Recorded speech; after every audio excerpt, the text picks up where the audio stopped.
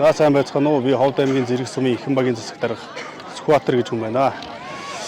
Манай нутаг бол ер нь уул хадны тухайд одоо нөгөө машин дэрэг явах боломжгүй ийм байгаа учраас эрдийн хөсгөөрөө байнга нүүдэлж ингэж нүүдэлдэг ард түмээ. Тэгээд тэмээ малын тухайд бол бидгэд одоо аль номгон тэмээ малаа хүүхэд ачаалах, авдар сав ачаалах, одоо ямар нэгэн байдлаар дуурах барих тийм сав суулгаа ачаалах зэрэгт ашигладаг. Хангал дөнгөж ачаан сургаж байгаа тэмээ энэ төрөө бол аль болох одоо хагарч хэмхэхгүйгээр хужир шүү ч юм уу харган түлээгээ одоо ачиж тэмээнийхээ араас дасгаж одоо ингэж нүүдэлдэг.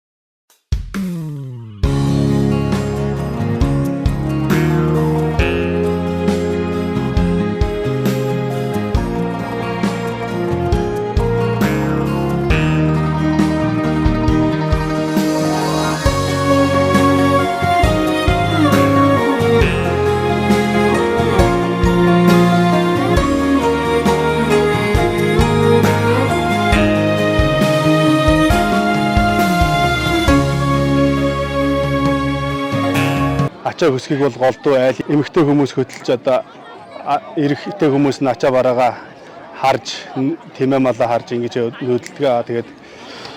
Тэгээд айл манай одоо нэг бас мартагдахгүй байгаа байнгын юм соёл бол одоо айл нүүж байгаа нөхцөлд одоо ингэж зөрж байгаа айлын эзэгтэй айлын хүмүүс ингэж ачаа тосох, цай цөөгд өхүүлэх ийм сайхан уламжлалууд бий бас.